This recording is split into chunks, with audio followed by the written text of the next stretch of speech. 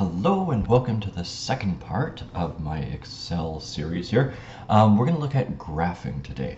And so, not too exciting, I understand, but compared to doing graphing manually, where you have to kind of figure out, okay, what's my x-axis, y-axis, like how big do I make each of the divisions, and trying to make sure it fits on the graph, and plotting it, drawing the line, all those things. They can take 10, 15 minutes, I would say, for a nicely drawn average graph. You can do in probably less than a minute. So I'm going to show you that here, just with some sample data, and then there'll be some practice for you to do, and then find some of your own data and make the graph itself.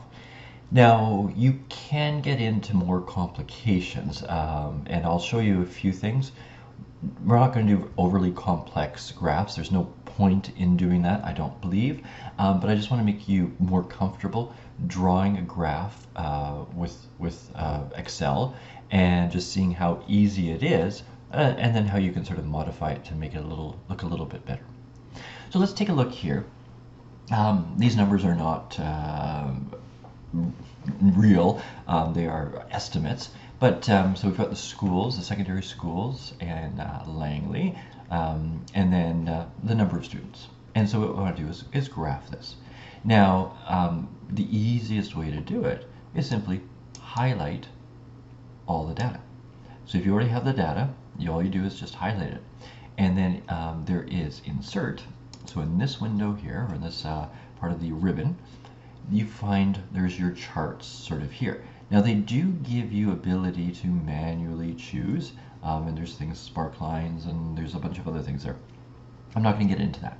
What I'm going to do is just show you probably the easiest way, but if you do know, oh, the teacher wants me to do a 2D or whatever it is, then you're going to have to sort of find that there. But they're easy to find, right? Some of them you might not have heard before, but there's all these different types of graphs that you can choose from. However, if you didn't really know what to do, Excel will try to help you out. Now, you do have to use a bit of your own judgment, but let's just click on that. And it gives you some options. These look pretty good, right? There's a number of students.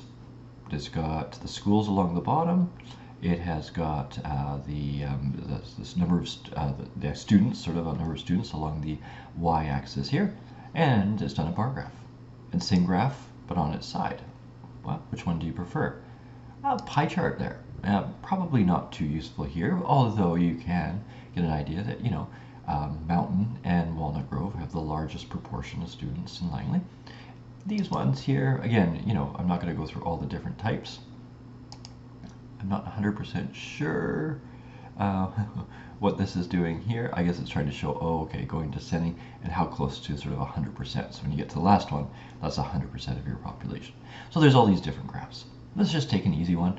I will take the side view one and just go OK. And what it does is it places it in your graph, or sorry, on your spreadsheet. And you could copy and paste this into Word if you wanted to, or do whatever. Now you're not limited to this. There's lots of stuff you could do. So one thing I noticed, it doesn't say, number of students along the x-axis. I might want to put some of these things in here. So if this little plus button just to the right, and it says chart elements, and if you click on that, you can choose to put in different values here. So you can see if I click on axis titles, and actually if I go over here, you can specify just vertical or horizontal. I mean, to me, maybe the vertical is pretty well known. Let's just write down what the horizontal is. It puts the axis title in there, so it's just like a little text box.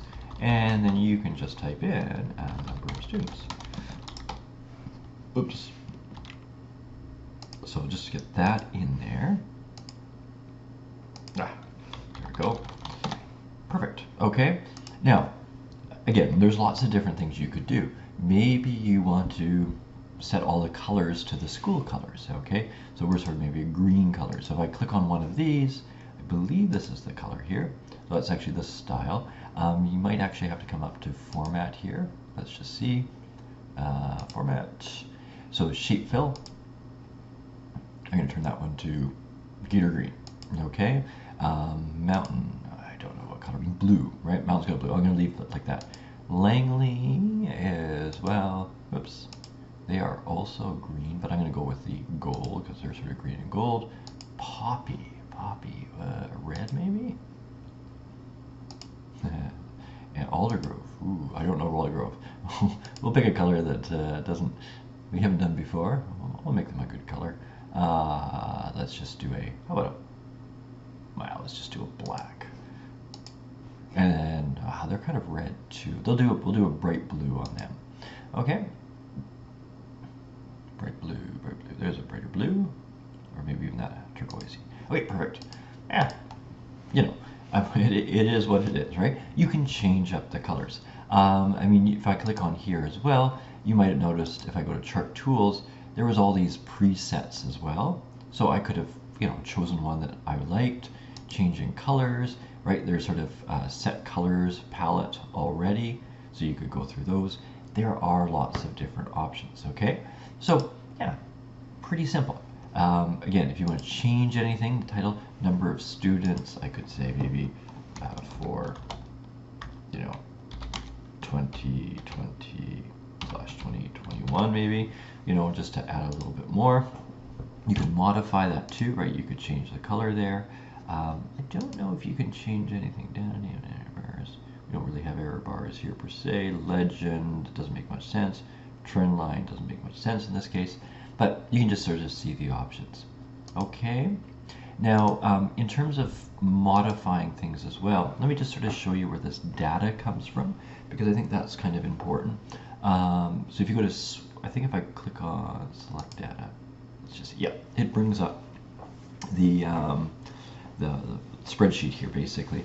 And so it has got the data range, so it's from practice. You can see here, this is the sheet name, and then A1, so A1 to B7, right? So that's the thing that's been selected. This here, right, the legend is based on the sort of this number of students, sorry, that's the data there, right? The number of students, and then here from the horizontal, so the names, it's from there. And you could, if you switch that, it's not going to make much sense. Whoops, I'm going to go okay. It doesn't make any sense what it's just done there, but that's, you can do things like that. If the data isn't quite right, you can try manipulating it and moving it over, okay? You can even go and change the chart type. So it gives you a couple options. Yeah, maybe this one's better. And you can take a look at it, okay? I've lost the student names there, so maybe that's not what I want to do. Control Z. I'd have to go back and make some changes there.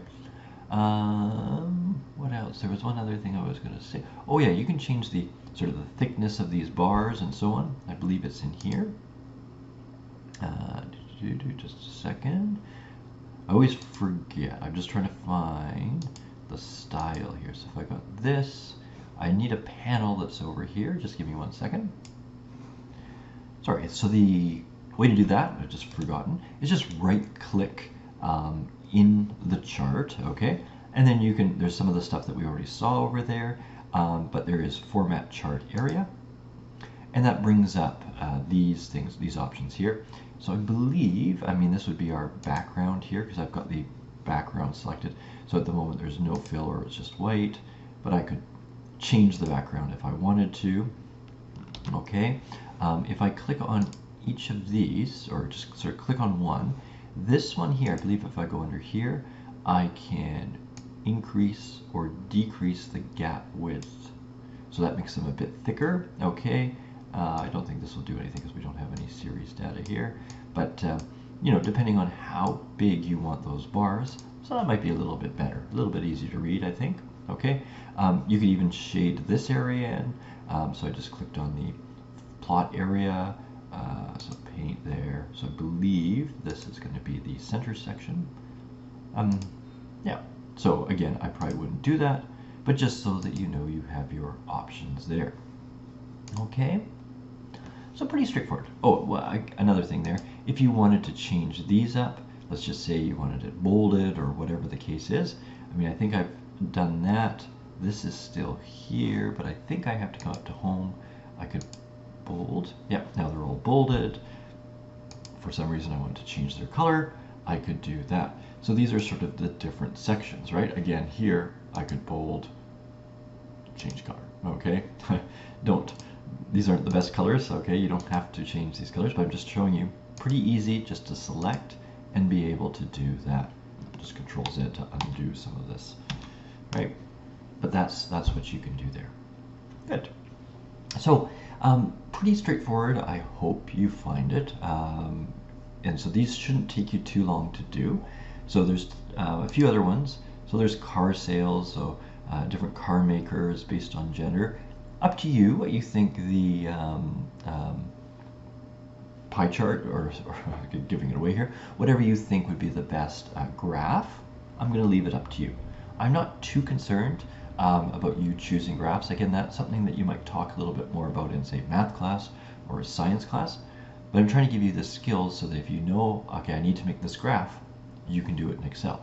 So there's car sales by gender, a forecast over time based on the donations for a company, I guess a charity, and where they're getting their money, films, popularity based on ages, superhero laundry, so Spider-Man has to no capes but 4 spandex suits and 5 masks when he does his laundry.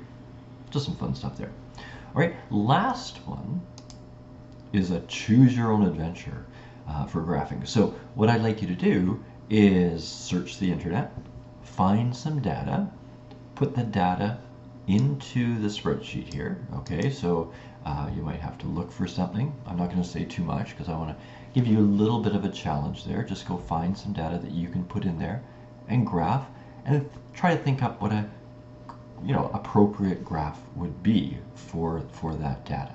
Okay, so yeah, these are different sheets on here. Simply clicking tab to tab to tab will bring it on. You can just place the graph like I did here on the spreadsheet itself. You could always put it on a separate sheet. You could send it to Word or whatever the case is, but just embedding it right onto the sheet there should be good. All right, good. So I hope that's not too bad. Video's a bit shorter than last time, but it's just for you to work through and play around with it. And if you've got any questions, make sure you ask. Okay, so good luck with that, and we'll talk to you later.